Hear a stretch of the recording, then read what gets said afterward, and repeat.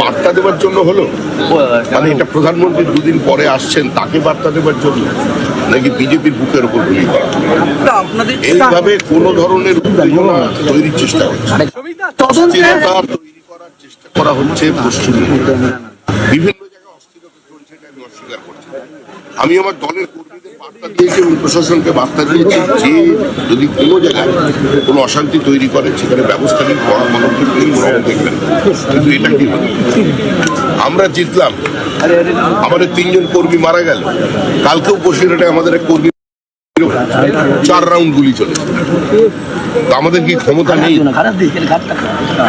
সিংহ স্থবির বলে যদি কেউ মনে করে তাকে পদাঘাত করবে, ভুল করছে।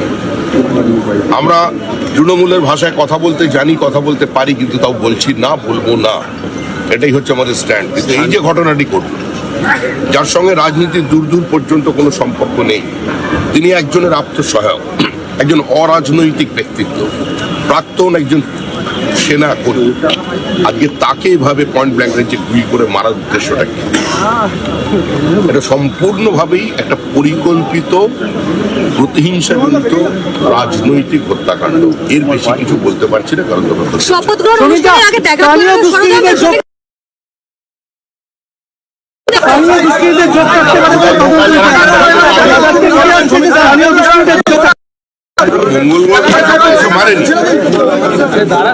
এত বড় যখন পরিকল্পিত হত্যাকাণ্ড হচ্ছে, তখন স্থানীয় দুষ্কৃতীরা বা স্থানীয় নেতৃবৃন্দ জানতো না এরকম ঘটনা ঘটেনি। অনেক কিছুই আছে।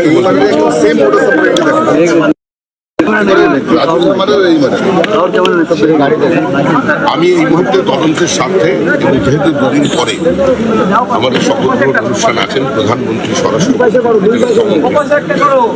সড়ক পরিবহন মন্ত্রী থেকে শুরু করে 20 জন আমাদের বিভিন্ন রাজ্যের মুখ্যমন্ত্রীরা আসছেন এবং ব্রিগেড প্যারেডে এত বড় একটা সমাগম হয়, তার কারণে কিছু বিষয়ে আমি একটু চুপ থাকতে বাধ্য হচ্ছি। গতকাল বিজেপি নেতাকে বোমা মারা হয়েছে পানিহাটিতে, কি বলবেন? বিজেপি নেতাকে বোমা মারা হয়েছে, সাগর দত্ত হাসপাতালে আশঙ্কাজনক অবস্থায় ভর্তি। এখনো পর্যন্ত আমাদের তারা দেখুন, রাজ্যপাল তিনি বিষয়টা দেখবেন। আমি গত 8 মাস ধরে একটা কথা বলে আসছি, 8 মাস যাব আপনাদের বারবার বলেছি, আপনাদের বোনের সামনে বলেছি যে তৃণমূল সরকার চলে গেছে, তৃণমূল সরকার চলে যাচ্ছে, তৃণমূল সরকার চলে যাবে। কিন্তু সরকার চলে যাওয়ার পরে রাজ্যে অস্থিরতা তৈরি হবে, তৃণমূলকে মারবে। অধিকাংশ ক্ষেত্রেই দেখুন যে ভাঙচুরের ঘটনা 4 ঘন্টার বিজেপি, যারা আগের দিন লাইভ পোস্ট করছে বিজেপি ক্যান্ডিডেটের বিরুদ্ধে অশ্রাব্য গালিগালাজ, পরের দিন তার হাতে বিজেপি পতাকা, তারা গিয়ে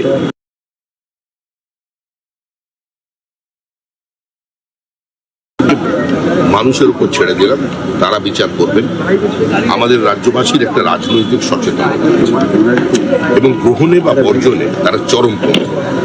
তার পরিচয় তারা 2011 সালে দিয়েছেন, তার পরিচয় তারা 2026 সালে দিয়েছেন এবং অতীতে 1977 দিয়েছেন। সুতরাং এখানে পরিবর্তন যখন হয় তখন একটা নির্দিষ্ট আবেগের উপর আজকে মানুষের সেই বোধের উপরে আমাদের সম্মান, মানুষের কর্মসূচি রয়েছে। আজকে কালকে আমি আসতে পারি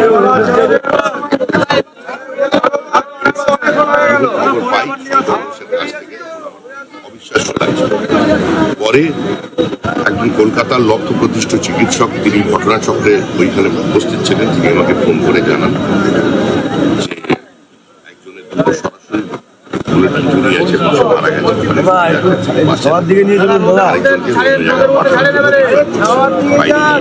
শুভেন্দু অধিকারী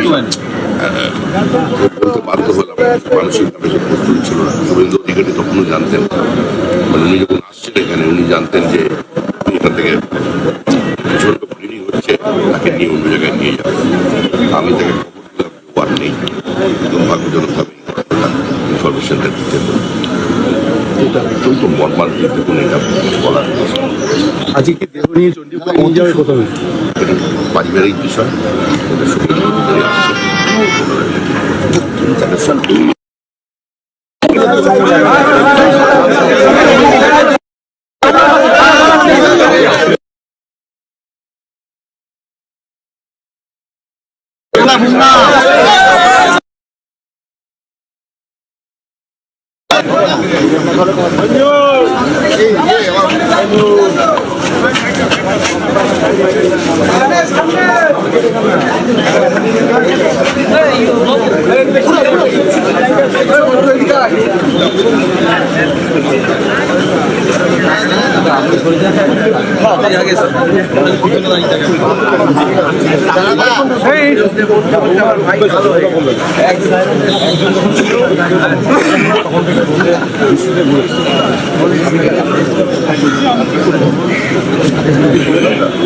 চালিয়ে দাও না ওই দেখো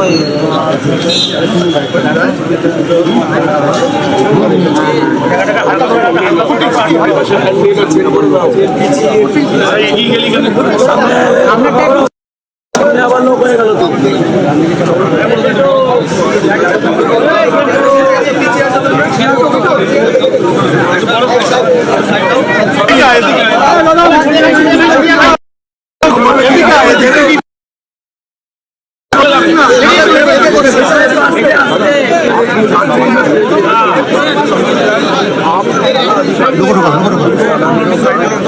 कोई भी वायलेंस बर्दाश्त नहीं होगा किसी भी तरह से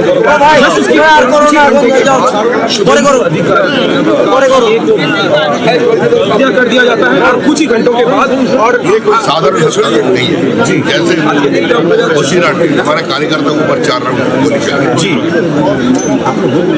अब उस घटना और इस घटना में थोड़ा फर्क है जी।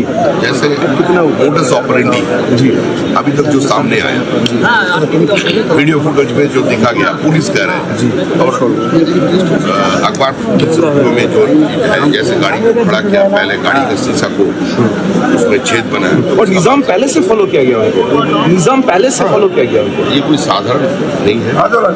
इसके लिए किया 2 दिन के बाद राज्य में प्रधानमंत्री गृहमंत्री रक्षा मंत्री सभी लोग आ रहे हैं मुख्यमंत्री राष्ट्र में आ रहे हैं इतना बड़ा सेलिब्रेशन उसी उसका पहले ये घटना कोई पॉलिटिकल मैसेज देना चाहते हैं या बीजेपी के सीने पे गोली डालना चाहते हैं या प्रधानमंत्री का पास कोई वार्ता देना चाहते हैं ये पश्चिम बंगाल की जो पॉलिटिकली जागरूक जनता है वो समझ जाएंगे। हम अभी जांच चल रहे हैं वो संसदीय जांच और उसका साथ साथ ये भी मानना है कि बड़ा परिवर्तन हुआ राज्य में जनता हिंसा की बस में राय भय से बाहर आने के लिए राय झूठ सारा राज्य में घटना हो रहा है। बार बार बोल रहे हैं भारतीय जनता पार्टी का कार्यकर्ता एक दूसरे को सकता है लेकिन मूलभूत तरीके से जो हो रहा है तृणमूल का भीतर का एक टुकड़ा वो अचानक बीजेपी के फ्लैग हाथ में उठा लिया जो कम मिला जिसको खाना कम और पार्टी को मिलान करना चाहते हैं पार्टी को मिलान तो हो ही रहा है करना चाह रहे हैं लेकिन हम ज्यादा होने नहीं चाहिए 7 दिन का भीतर।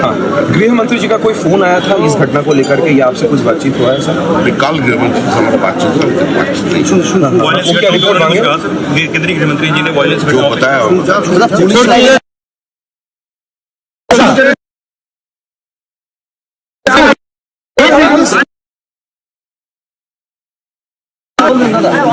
দাদা এখানে হচ্ছে পোস্টমর্টম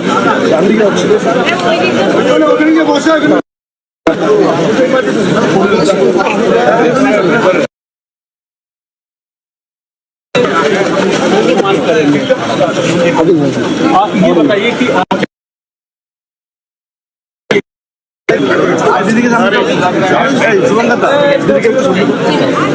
सामिक भट्टाचार्य है ये पश्चिम बंगाल बीजेपी के अध्यक्ष है और देखिए